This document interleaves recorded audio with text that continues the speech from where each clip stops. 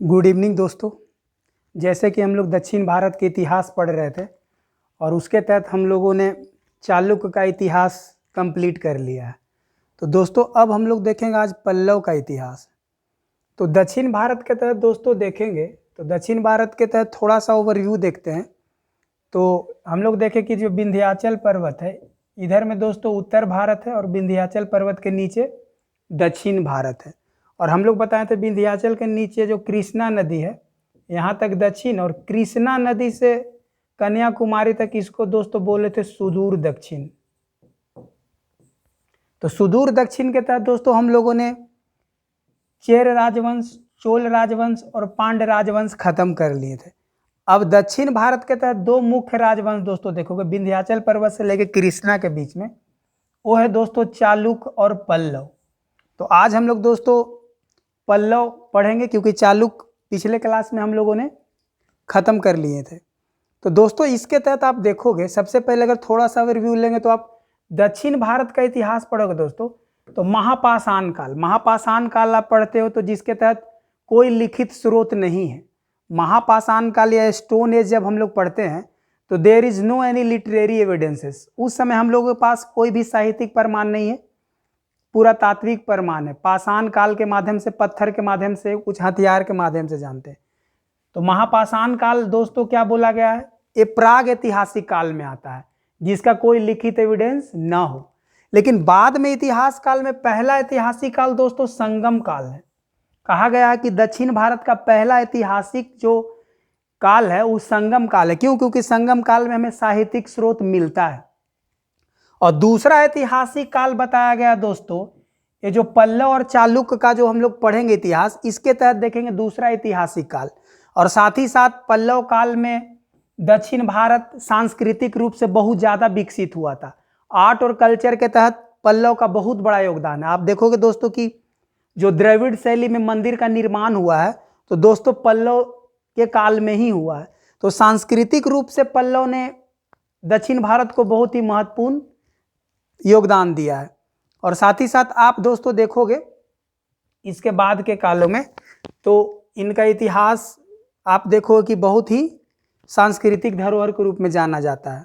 तो दोस्तों ये तो थोड़ा सा ओवरव्यू था, फिर आगे हम लोग देखेंगे आज क्या पढ़ेंगे। तो ऐसे तो बहुत लंबा है दोस्तों, तो आज हम लोग पूरा नहीं पढ़ेंगे, थोड़ा सा देखेंगे दो तीन बिंदु। सबसे पहले पल्लव राजवंश। तो पल्लव राजवंश दोस्तों कहाँ है? कांचीपुरम का इलाका। अगर भारत का दोस्तों ऐसा आप मैप बनाओगे तो भारत का दोस्तों ऐसे अगर आप मैप बनाते हो तो आप देखोगे कि तमिलनाडु और आंध्र प्रदेश का जो इलाका है यहाँ पर दोस्तों आप देखोगे कि यहाँ पर आंध्र प्रदेश और तमिलनाडु का इलाका और साथ ही थोड़ा सा तेलंगाना का इलाका है। तो इस इलाके को दोस्तों बोलते हैं, इसी इलाके में पल्लव का साम्राज्य विस्तार है। और इसका राजधानी दोस्तों कहाँ था? कांचीपुरम। तो इसीलिए कभी कभी दोस्तों देखोगे तो कांची का पल्लव, हम लोग पढ़ते हैं कांची का पल्लव। तो सबसे पहले कांची कहाँ पर दोस्तों तो हम लोग देख लिए। फिर देखेंगे पल्लव का क्षेत्र तो पता चल रहा है। फिर इसका काल जनरली देखा जाए ऐसे तो दोस्तों आप देखोगे तो 275 ईस्वी से ही इसका प्रारंभ हो जाता है। लेकिन वास्तविक रूप में देखेंगे दोस्तों तो 575 ईस्वी में आप देखो कि श्री विष्णु जो है वास्तविक रूप में पल्लव राजवंश का स्थापना करता है। तो वास्तविक दोस्तों देखोगे तो 575 ईस्वी का है। ऐसे तो दोस्तों 275 ईस्वी से ही इसका प्रारंभ हो जाता है। थोड़ा सा चार्ट देखेंगे। फिर इसमें दोस्तों की काल देख लिए। फिर इसका उत्पत्ति, तो उत्पत्ति में डिबेट है दोस्तों, अभी देखेंगे। फिर देखेंगे इसके जानने के स्रोत क्या हैं। फिर जानने के स्रोत के तहत देखेंगे दोस्तों पुरातात्विक स्रोत, साहित्यिक स्रोत, फिर विदेशियों का स्रोत, फिर प्रमुख राजवंश, मतलब प्रमुख राजवंश और इनका उपलब्धियां क्या, जैसे नरसिंह वर्मन प्रथम, नरसिंह वर्मन द्वितीय, इन लोगों को सांस्कृतिक रूप से बहुत बड़ा योगदान रहा है। जैसे एकाश मंदिर का निर्माण, कैलाश मंदिर का निर्माण, सौर मंदिर का निर्माण, आप देखोगे कि रथ मंदिर का निर्माण। और साथ ही साथ देखोगे नरसिंह वर्मन ने जो आप देखोगे चालुक्य का राजा पुलकेशिन द्वितीय को हरा कर वातापी कोंड का उपाधि। तो यहाँ दोस्तों प्रमुख राजा का देखेंगे सांस्कृतिक और राजनीतिक उपलब्धि। फिर पल्लव और चालुक्य का संघर्ष देखेंगे और संघर्ष के कारण। और अंतिम में दोस्तों देखेंगे सांस्कृतिक योगदान क्या रहा। तो दोस्तों ये हमारा सिनोप्सिस है। तो एक एक बिंदु पहले देखते हैं। तो आज मेन टारगेट करेंगे दोस्तों पल्लव का क्षेत्र, काल और जानने के स्रोत, और चालुक्य और पल्लव का जो बीच में राजनीतिक संघर्ष है वो बिंदु को आज देखते हैं दोस्तों। तो थोड़ा आगे पॉइंट अगर हम लोग करते हैं तो आप दोस्तों देखोगे थोड़ा सा स्लाइड में। तो सबसे पहले स्लाइड में आते हैं दोस्तों। तो आप देखोगे पल्लव राजवंश काल, दोस्तों आप देख सकते हो कि हम लोग बताएं इसका काल का अगर बात करेंगे दोस्तों तो लगभग ऐसे तो 275 में इसका शुरुआत होता है माना जाता है, लेकिन वास्तविक रूप से 575 में दोस्तों सिंह विष्णु के द्वारा स्थापना किया गया। और ऐतिहासिक रूप से देखा जाए तो दोस्तों कहा जाता है कि 1000 जो बीसी था, 1000 बीसी में मतलब 1000 ईस्वी पूर्व में दक्षिण भारत में महापाषाण काल था। महापाषाण के तहत कोई लिखित प्रमाण नहीं था। बाद में फिर देखोगे 300 बीसी से लेकर 300 एडी तक, मतलब 300 ईस्वी पूर्व से लेकर 300 ईस्वी तक दोस्तों संगम साहित्य का काल रहा। मतलब इसमें पहला ऐतिहासिक काल रहा है दक्षिण भारत में। यहाँ पर अगर मैप बनाओगे दोस्तों तो इस इलाके में महापाषाण काल का इलाका दोस्तों आप देख सकते हो 1000 बीसी मतलब 1000 ईस्वी पूर्व, और इधर दोस्तों आप देखोगे तो संगम साहित्य का इलाका लगभग 300 ईस्वी पूर्व से लेके 300 एडी के बीच में। और बाद में सेकंड ऐतिहासिक रूप में दोस्तों देखोगे तो 300 एडी से लेके लगभग 750 एडी तक इस सेकंड ऐतिहासिक काल रहा दोस्तों। तो जिन इसमें सामान्यतः पल्लव और चालुक्य के बारे में पढ़ते, तो थोड़ा सा बैकग्राउंड पता होना चाहिए दोस्तों। बेसिक स्ट्रॉन्ग तभी होगा कि आपको थोड़ा सा आइडिया काल पता होना चाहिए कि आखिर पूरा तात्विक इतिहास दक्षिण भारत का क्या है और साहित्यिक इतिहास दक्षिण भारत का क्या है। क्षेत्र तो दोस्तों हम लोग देख ही लिए कि जो क्षेत्र है तो पल्लव का क्षेत्र आप देख ही लिए दोस्तों कि कहाँ है, तो लगभग तमिलनाडु और कर्नाटक का क्षेत्र है। राजधानी तो कांचीपुरम दोस्तों। तो ये तीनों बहुत महत्वपूर्ण बिंदु था दोस्तों। अब थोड़ा देखते हैं कि पल्लव के जो है इसका उत्पत्ति का कारण क्या है, मतलब कहाँ। कुछ लोगों का कहना है कि सामंत थे सातवाहन का, कुछ लोगों का कहना है इक्ष्वाकु के सामंत थे, कुछ लोगों का कहना है कि ये जो ब्राह्मण धर्म से बिलोंग करते थे, वैष्णव धर्म से बिलोंग करते थे। तो बहुत सारे डिबेट है। तो ऐसे अगर देखोगे दोस्तों यहाँ पे तो आप इस बिंदु के तहत आप देखोगे तो पहला पॉइंट आप दोस्तों देखोगे पल्लव का शाब्दिक अर्थ उसमें दिया लता या तोंड। आप देखोगे कि तमिल भाषा में दोस्तों, तमिल और तेलुगु वाला वर्ड में देखोगे तो तोंडे ही बोलते हैं। ऐसे पल्लव का शाब्दिक अर्थ जो दिया है लता होता है, और या तेलुगु और तमिल के तहत देखोगे तो तोंडे ही होता है। ये अपने आप को अश्वत्थामा के वंशज, जो महाभारत दोस्तों देखें तो महाभारत के तहत अश्वत्थामा, तो अपने आप को अश्वत्थामा के वंशज बताते हैं। और इनका गोत्र भारद्वाज है, मतलब अपने आप को ब्राह्मण वंशज बताते हैं। लेकिन कुछ अगर इसका बात करेंगे उत्पत्ति, आखिर पल्लव की उत्पत्ति, तो अलग अलग हिस्टोरियन के बीच में डिबेट है। कुछ लोगों का मानना है कि पल्लव से ही पल्लव उत्पत्ति। जब आप हम लोग पढ़ रहे थे दोस्तों मौर्य इंपायर, तो यहाँ पर जब मगध साम्राज्य था तो आप देखोगे मगध साम्राज्य के पतन के बाद इधर से हिंद यवन का आक्रमण, फिर शक का आक्रमण और पल्लव का आक्रमण। तो ये जो पल्लव है दोस्तों, कुछ लोगों का मानना यही पल्लव का ही उत्पत्ति से, इसी से पल्लव का संबंध है। तो कुछ का मानना जो विदेशी पल्लव थे उसी से पल्लव का उत्पत्ति हुआ है, कुछ इतिहासकार का मानना है। कुछ का मानना है कि ईरानी है, कुछ का मानना है नाग वंश के हैं। तो अलग अलग इतिहासकार के बीचों में दोस्तों अलग अलग मतभेद है। और बाकी कुछ लोगों का कहना है कि जैसे कुछ लोग मानते हैं कि इक्ष्वाकु के सामंत है। अभी देखेंगे नीचे में, जैसे आप देखोगे, जैसे यहाँ पर अगर आओगे तो एक लाइन में यहाँ पर आपको बता दूं। हाँ, यहाँ कुछ लोगों का कहना है दोस्तों, इसी में अभी देख लिए कि कौन कौन क्या कह रहा था। लेकिन यहाँ एक इतिहासकारों के बीच में राय है कि भाई नहीं, ये क्या थे, सातवाहनों के सामंत थे या फिर इक्ष्वाकु के सामंत थे। हालांकि यहाँ से सवाल नहीं आएगा, लेकिन सामान्यतः लोग मान के चलते हैं कि सातवाहन का ही सामंत थे, क्योंकि दक्षिण भारत में दोस्तों हम लोग पढ़ेंगे कि सातवाहन का दो सामंत थे, एक वकाटक और दूसरा पल्लव। जो लास्ट क्लास में हम लोग डिस्कस किए थे दोस्तों कि सातवाहन का ही सामंत थे वकाटक और पल्लव। तो दोस्तों यहाँ से आप देख सकते हो कि एक वाकाटक और दूसरा पल्लव। तो अलग अलग इतिहासकारों के बीच में अलग अलग मतभेद है, लेकिन हम लोग को दोस्तों इस डिबेट में नहीं पढ़ना है। तो मेन बिंदु थोड़ा सा देखते हैं हम लोग यहाँ पर कि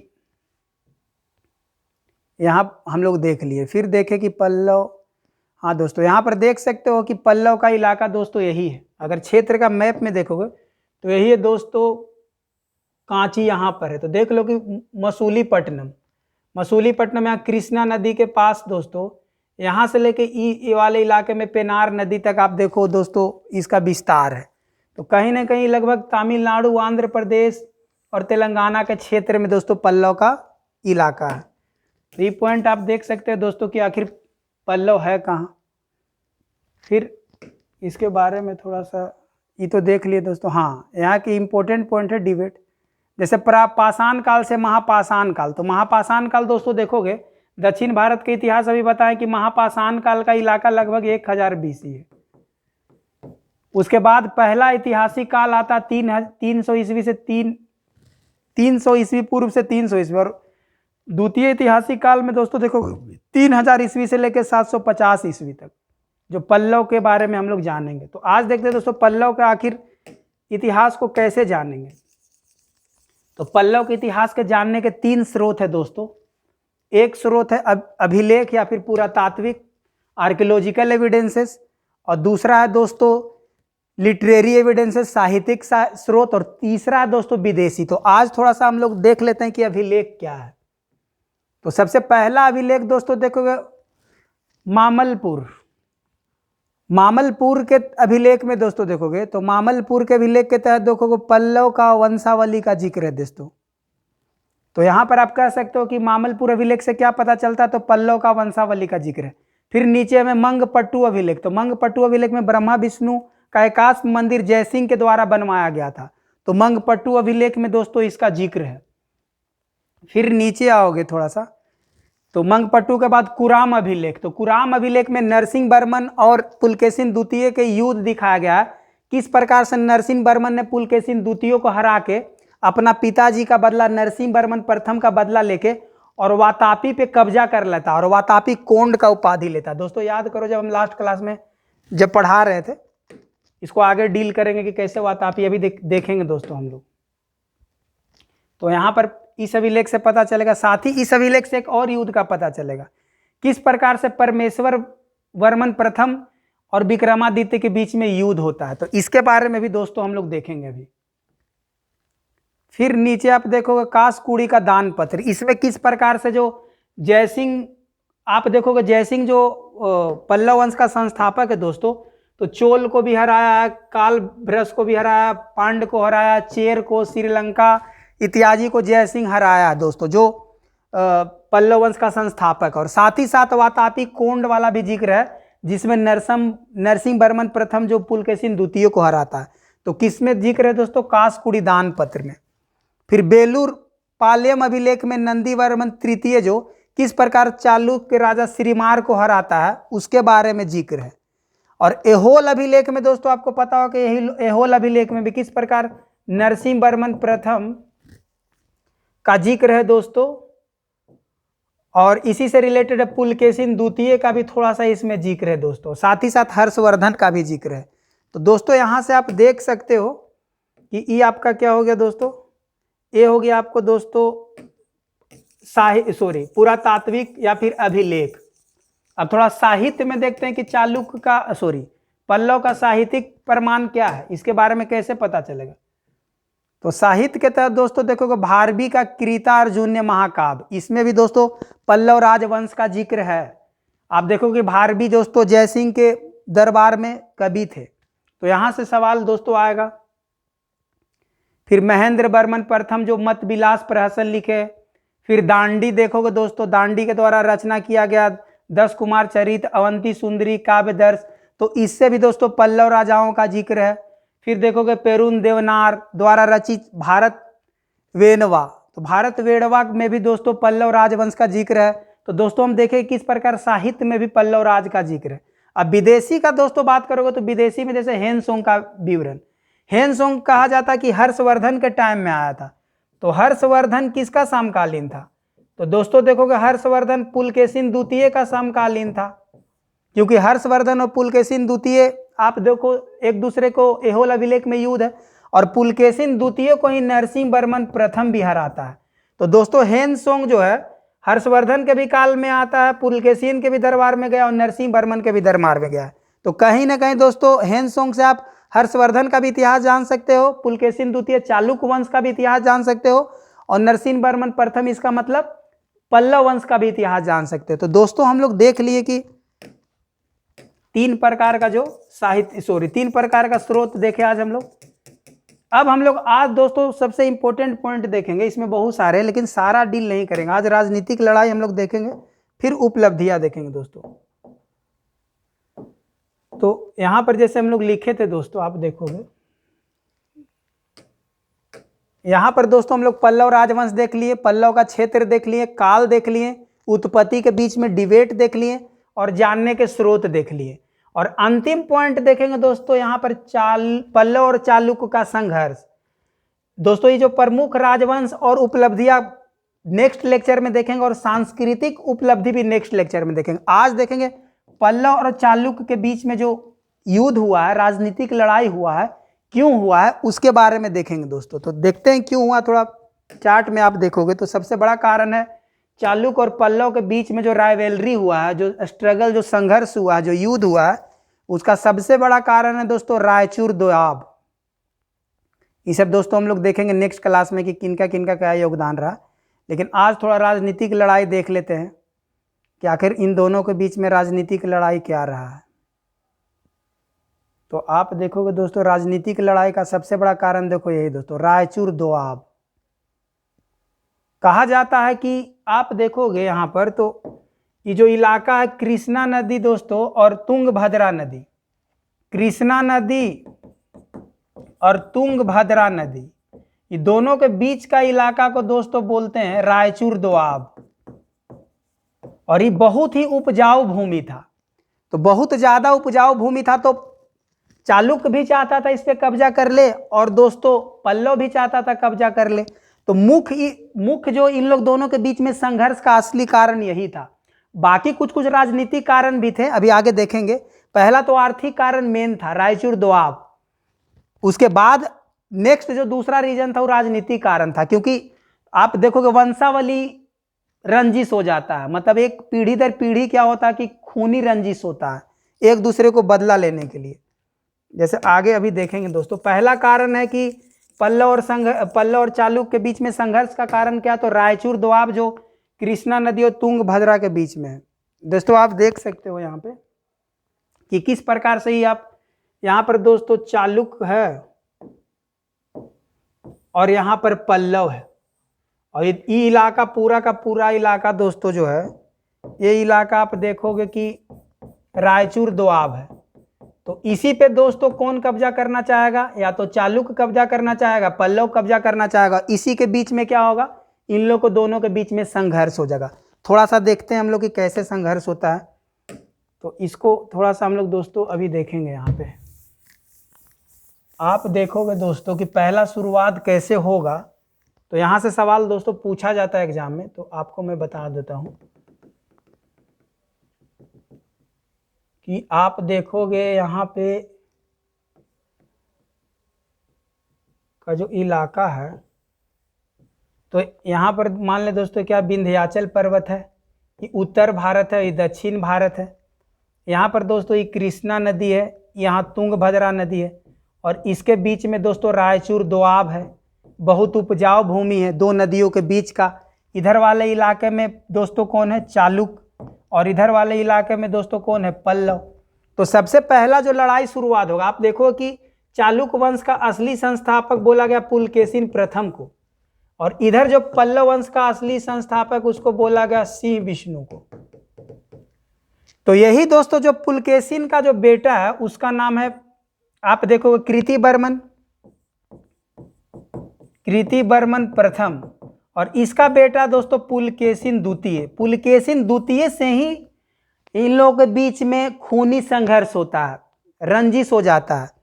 और इसका जो बेटा है दोस्तों आप देखो कि महेंद्र वर्मन वन। तो देखो दोस्तों होता क्या है, आप देखोगे कि पुलकेशिन द्वितीय बहुत ही चालुक्य वंश का सबसे प्रतापी, सबसे ताकतवर राजा होता है और बहुत बड़ा साम्राज्यवादी होता है और महत्वाकांक्षी होता है। इसका उद्देश्य होता है कि पूरे के पूरे दक्षिण भारत को जीतना। आप देखोगे कि कितना ताकतवर होता है, जो हर्षवर्धन को नर्मदा तट पे हराता है, जबकि हर्ष बहुत ही ताकतवर राजा होता है। उत्तर भारत में लगभग आप देखोगे लगभग सभी को हर्ष जीत लेता, हरियाणा के इलाका, पंजाब का, कन्नौज का, मैत्रक का, मौखरी का, वकाटक का। लेकिन जैसे ही दोस्तों आप देखोगे हर्षवर्धन आएगा कहाँ, दक्षिण भारत में, तो पुलकेशिन द्वितीय हर्षवर्धन को हरा देगा दोस्तों। फिर दूसरा टारगेट करता है दोस्तों किसको हराने के लिए, महेंद्र वर्मन प्रथम को। क्यों? क्योंकि रायचूर दोआब पे कब्जा करना चाहेगा। तो दूसरा सेकेंड कड़ी में आप दोस्तों आप देखोगे यहां पर आप देखोगे दोस्तों कि क्या करेगा, यहां का जो इलाका है दोस्तों आप देखोगे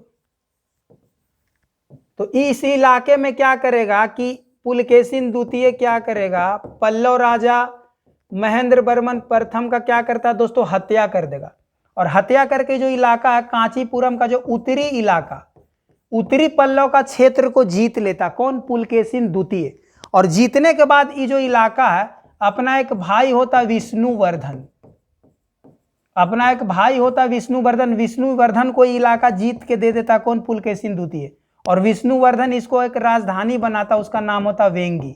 तो दोस्तों वेंगी का चालुक्य जो हम लोग लास्ट क्लास में पढ़े थे। तो आप देखो दोस्तों पुलकेशिन द्वितीय सबसे पहले महेंद्र वर्मन प्रथम जो पल्लव राजा, उसका हत्या करके उसका इलाके को जीत लेता है।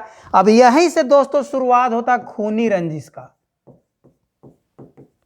खूनी रंजिश यहीं से शुरू होगा। मेन कारण तो पहले था कि भाई ये जो दोआब का इलाका उसको कब्जा करो, जो रायचूर दोआब है, जो तुंगभद्रा और कृष्णा नदी का उपजाऊ भूमि है। लेकिन इसके चक्कर में दोस्तों महेंद्र वर्मन का हत्या कर देता है। और महेंद्र वर्मन प्रथम का हत्या करने के कारण जो इसका बेटा दोस्तों अब आएगा, इसका बेटा का नाम है नरसिंह वर्मन प्रथम। तो दोस्तों नरसिंह वर्मन प्रथम को बोला गया बहुत ताकतवर होता है, ये भी महत्वाकांक्षी होता है। तो अपना पिताजी का बदला लेने के लिए दोस्तों आप देखोगे कि यहां पर दोस्तों पुलकेशिन द्वितीय से बोला गया 3 बार युद्ध करता और तीनों बार दोस्तों इसको हराता है। और तीनों बार हराने के बाद आप देखोगे दोस्तों कि ये जो इलाका होता है, इस इलाके का नाम होता है वातापी। क्यों? क्योंकि वातापी का चालुक्य होता है। तो वातापी को जीत लेता है और जीतने के बाद अपने आप को उपाधि लेता है वातापी कोंड का। क्योंकि आप देखो दोस्तों यहां तो पहला जो युद्ध का कारण था रायचूर दोआब, एक आर्थिक कारण था। लेकिन बाद में आर्थिक कारण के कारण आप राजनीतिक कारण हो गया, क्योंकि उसका पिता का हत्या कर दिया। और हत्या करने के बाद ये जो इलाका था अपने भाई को दे देता है। तो इसीलिए अपना पिताजी का बदला लेने के नरसिंह वर्मन क्या करता है कि पुलकेशिन द्वितीय को हत्या कर देता है। अब रहा सवाल कि पुलकेशिन द्वितीय को जब हत्या होगा तो इसका बेटा भी दोस्तों आप देखो कि विक्रमादित्य वन आएगा। तो विक्रमादित्य वन दोस्तों आप देखोगे कि इसका जो बेटा होगा नरसिंह वर्मन जो प्रथम है, इसका बेटा का नाम होता है दोस्तों महेंद्र वर्मन 2। तो विक्रमादित्य वन क्या दोस्तों करता, इसका हत्या कर देगा महेंद्र वर्मन प्रथम को। तो दोस्तों आप देखो कि महेंद्र वर्मन प्रथम का हत्या कर दिया। क्यों? क्योंकि पुलकेशिन द्वितीय का बदला लेना चाह रहा था। अब बाद में देखोगे दोस्तों इसी का बेटा जो आएगा परमेश्वर प्रथम क्या करेगा दोस्तों कि विक्रमादित्य प्रथम को हत्या कर देगा। तो दोस्तों ये खूनी रंजिश लगभग 4-5 पीढ़ी तक चलता रहा है। इसको भी चार्ट के माध्यम से भी देखते हैं दोस्तों कि कैसे हुआ है। तो आप चार्ट के माध्यम से देखोगे दोस्तों कि हम देखेंगे कि यहाँ पर दोस्तों ये क्या है, तो ये पल्लव चालुक्य का है और ये पल्लव का है, ये पल्लव का है। तो देखें कि जयसिंह तो सबसे पहला राजा है और इसमें श्री विष्णु है। लेकिन असली राजा कौन है? पुलकेशिन प्रथम और इसका बेटा पुलकेशिन द्वितीय। यहीं से युद्ध शुरू होगा, यहीं से दोस्तों युद्ध शुरू होगा। आप देखोगे कि पुलकेशिन वन क्या किया कि महेंद्र वर्मन का हत्या कर दिया। और हत्या करने के बाद जो है उसका इलाका कांचीपुरम का इलाका छीन के, बेंगी के इलाके छीन के अपने भाई को दे दिया। अब इसका बेटा जो है नरसिंह वर्मन प्रथम दोस्तों पुलकेशिन द्वितीय को हराएगा, हत्या कर देगा। 3 बार हराता कहा है। हत्या करने के बाद वातापी का क्षेत्र को जीत लेगा, क्योंकि हम लोग जब पढ़े थे इस क्षेत्र को वातापी बोलते हैं। वातापी को जीत के वातापी कोंड का उपाधि लेगा। अब दोस्तों आप देखोगे जब पुलकेशिन द्वितीय का हत्या होगा तो इसका बेटा होता विक्रमादित्य प्रथम दोस्तों महेंद्र वर्मन 2 महेंद्र वर्मन टू को हरा देगा, जो किसका बेटा नरसिंह वर्मन प्रथम को, इसका हत्या कर देगा। तो दोस्तों खूनी रंजिश जारी है। अब क्या करेगा परमेश्वर वर्मन प्रथम जो है ये क्या करेगा विक्रमादित्य का हत्या कर देगा। तो दोस्तों लगातार देखो खूनी रंजिश जारी है। फिर आगे का काल में देखोगे कि जब इधर होता विक्रमादित्य टू और इधर होता नरसिंह वर्मन टू, तो दोनों बराबरी पे होता है दोस्तों, दोनों बराबरी पे युद्ध चलता है, मतलब दोनों ही ताकतवर होता है। लेकिन बाद में दोस्तों देखोगे जब इसके बाद आएगा परमेश्वर वर्मन द्वितीय और नंदीवर्धन वर्मन द्वितीय, नंदीवर्धन द्वितीय, तो दोस्तों विक्रमादित्य इन लोग को 3 बार हराता है, परमेश्वर वर्मन प्रथम को और नंदीवर्धन द्वितीय को दोस्तों विक्रमादित्य 3 बार हराता है। विक्रमादित्य टू हराने के बाद लेकिन कांची को ले नहीं पाता है। फिर बाद के कालों में दोस्तों देखो कि इसका एक राजा होता है इसी में चालुक्य में जिसका नाम है श्रीमार, और ई दो को नंदीवर्धन तृतीय दोस्तों होता है, तो श्रीमार का हत्या कर देता है। तो दोस्तों ये खूनी रंजिश देखिए कितना पीढ़ी तक जारी है। फिर आगे के कालों में दोस्तों देखो कि इसका अंतिम राजा होता है कृति वर्मन टू और इसका अंतिम राजा होता अपराजित। तो दोस्तों ये खूनी रंजिश अंततः जारी होता है जब तक यहाँ पर कौन नहीं आता दंती दुर्ग राष्ट्रकूट। जब तक इधर वाले इलाके में देखो कि जो कृति वर्मन टू है इसको दोस्तों राष्ट्रकूट का एक राजा होता है दंती दुर्ग इसका हत्या करके जो वातापी वाले क्षेत्र में, जो यहाँ का जो क्षेत्र है इस वाले इलाके में वातापी को रिप्लेस करके राष्ट्रकूट राजवंश का स्थापना करेगा। जबकि राष्ट्रकूट स्थापना होने तक पल्लव और चालुक्य के बीच में खूनी रंजिश जारी है दोस्तों। इसको आप चार्ट के माध्यम से भी देख सकते हो समझने के लिए थोड़ा सा, ताकि आप लोग को याद रहे राजनीतिक लड़ाई का कारण क्या था। पहला कारण तो दोस्तों हम लोग देखे कि भाई रायचूर दोआब था, तुंगभद्रा और कृष्णा नदी। लेकिन बाद के कालों में दोस्तों आप देखोगे यहाँ पर चार्ट देखो दोस्तों, यहाँ पर चार्ट से पता चल जाएगा आपका जो रायचूर दोआब कृष्णा और तुंगभद्रा नदी का क्षेत्र।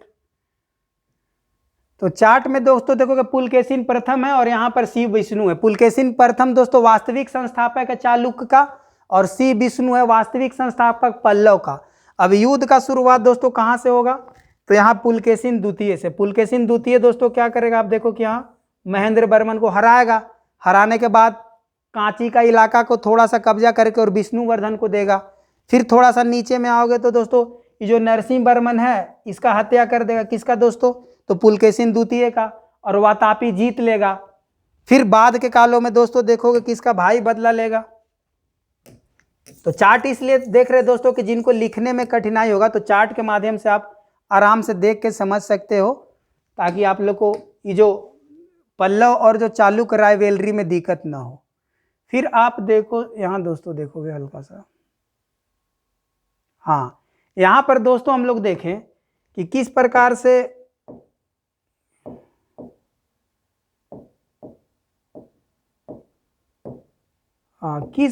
दोस्तों हम लोग देखें कि नरसिंह वर्मन जो है कि पुलकेशिन द्वितीय को हत्या किया।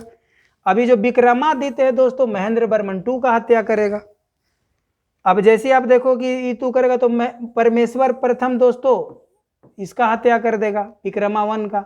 फिर लास्ट कालों तक देखो इन लोग दोनों के बीच में बराबरी पर चलेगा। लेकिन बाद में देखो कि विक्रमादित्य जो है परमेश्वर वर्मन को और नंदी इन दोनों को लगभग 3 बार हराता है। कहा गया कि विक्रमादित्य द्वितीय जो है परमेश्वर वर्मन द्वितीय को और नंदीवर्धन द्वितीय को 3 बार हराता है। लेकिन हराने के बाद दोस्तों जो कांची का इलाका को कब्जा नहीं कर पाता है, इसको कब्जा नहीं कर पाता है। और बाद के कालों में दोस्तों नंदीवर्धन जो तृतीय होगा इसी का एक राजा श्रीमार को हराएगा। दोस्तों आप देखोगे भी कैसे। तो ये जो पल्लव और चालुक्य का जो रायवेलरी है दोस्तों, यहाँ से आप लोगों को दिमाग में कॉन्सेप्ट क्लियर होना चाहिए कि आखिर जो खूनी रंजिश दोनों के बीच में ये जो युद्ध हुआ है इसका राजनीतिक कारण क्या है। दोस्तों यही जो अंतिम युद्ध होता है, अंतिम युद्ध आप देखोगे दोस्तों जो यही नंदीवर्धन तृतीय है, तो नंदीवर्धन तृतीय दोस्तों इस श्रीमार को हराएगा। उसके बाद कृति वर्मन अंतिम राजा है, तो इसको कौन हत्या कर देगा, राष्ट्रकूट का राजा दंती दुर्ग। उसके बाद यहाँ पर कौन आ जाएगा दोस्तों, तो यहाँ पर आ जाएगा राष्ट्रकूट और यहाँ होगा पल्लव। तो बाद में फिर राष्ट्रकूट और पल्लव के बीच में दोस्तों आप युद्ध देखोगे रायचूर दोआब को लेके। तो ये दोस्तों पल्लव और चालुक्य का रायवेलरी था जो खत्म हो गया। बाकी इसका उपलब्धियां वगैरह दोस्तों हम लोग नेक्स्ट क्लास में देख लेंगे। क्योंकि आज अगर देखेंगे दोस्तों तो वीडियो थोड़ा बड़ा हो जाएगा। आप ये देख सकते हैं दोस्तों रायचूर दोआब और ये पल्लव और चालुक्य का दोस्तों ये क्षेत्र, यहाँ पर दोस्तों ये पल्लव है, आप देख सकते हो ये पल्लव का है, ये चालुक्य का इलाका है। तो हम लोग एक एक राजा का उपलब्धि देखेंगे दोस्तों। और ये दोस्तों आप यहाँ पर देख सकते हो थोड़ा सा इलाका किस प्रकार से पुलकेशिन द्वितीय जो क्या करता है महेंद्र वर्मन को हराता है। ये बता रहा पुलकेशिन सेकंड जो है वो महेंद्र वर्मन को हरा दिया, महेंद्र वर्मन को हरा कर कुछ इलाके को लेकर और अपने भाई को दिया। फिर बाद में देखोगे नरसिंह वर्मन वन क्या करता है पुलकेशिन द्वितीय का हत्या कर देता है। फिर बाद के कालों में दोस्तों विक्रमादित्य जो है आप देखो कि महेंद्र वर्मन टू का हत्या कर देता है और हालांकि कांची को कब्जा नहीं कर पाता है। फिर बाद के कालों में दोस्तों देखोगे विक्रमादित्य जो टू होगा, आप यहां देखो विक्रमादित्य टू है दोस्तों। तो विक्रमादित्य टू आप देखोगे कैसे नरसिंह वर्मन के साथ तो बराबरी पर था, लेकिन परमेश्वर वर्मन द्वितीय और नंदी वर्मन द्वितीय को 3 बार हराता, हालांकि कब्जा कर नहीं पाता है। अटैक तो करता लेकिन कब्जा कर नहीं पाता। तो इस चार्ट के माध्यम से भी राइवलरी देख सकते हो दोस्तों। तो आज के लिए दोस्तों हम लोग के लिए इतना ही है और हम लोग देख लिए। नेक्स्ट क्लास में हम लोग दोस्तों देखेंगे कि आखिर कौन कौन राजा का क्या उपलब्धि है। तो ओवरव्यू में थोड़ा आप दोस्तों देख लो कि नेक्स्ट क्लास में हम लोग क्या पढ़ेंगे। तो नेक्स्ट क्लास में देखेंगे कि नरसिंह वर्मन प्रथम का क्या उपलब्धि है, नरसिंह वर्मन द्वितीय का क्या उपलब्धि है दोस्तों। ये नेक्स्ट क्लास में हम लोग देख लेंगे। जैसे ये सब देखेंगे कि इन लोगों का योगदान रहा है। जैसे आप देखो कि महाबलीपुरम जो ये सब मंदिर वगैरह का निर्माण हुआ है, जैसे आदि बराह मंदिर ये किसके द्वारा बनाया गया था, जयसिंह के द्वारा दोस्तों। आप देख सकते हो कितना खूबसूरत मंदिर है। फिर बाद के कालों में देखोगे नरसिंह वर्मन प्रथम, तो नरसिंह वर्मन प्रथम के द्वारा रथ मंदिर का निर्माण किया गया था, एकास्म पत्थर का, सत पैगोड़ा मंदिर इसको बोलते हैं दोस्तों। फिर बाद के कालों में दोस्तों इसके अलावा देखो कि वही सत पैगोड़ा मंदिर है, रथ मंदिर। फिर महेंद्र वर्मन द्वितीय के द्वारा आप दोस्तों देखोगे कि किस प्रकार से कैलाश टेम्पल बनाया गया है, कांचीपुरम का कैलाश मंदिर। और सौर मंदिर आप देखोगे दोस्तों, ये देखोगे ये तो कैलाश मंदिर है। फिर आप देखोगे सौर मंदिर, सौर टेम्पल ऑफ द महाबलीपुरम, ये भी दोस्तों नरसिंह वर्मन द्वितीय के द्वारा बनाया गया। तो बाकी नेक्स्ट क्लास में दोस्तों देखेंगे हम लोग। आज के लिए इतना ही है। आज के लिए हम लोग देख लिए कि क्या क्या हम लोग पढ़ें। तो हम लोग देख लिए दोस्तों कि आज हम लोगों का जो मुख्य टारगेट था दोस्तों, हाँ, कि पल्लव क्या, पल्लव का काल क्या है, पल्लव का क्षेत्र क्या है, पल्लव का राजवंश क्या है, पल्लव का उत्पत्ति कैसे हुआ और पल्लव और चालुक्य के बीच में राजनीतिक लड़ाइयाँ का कारण क्या था।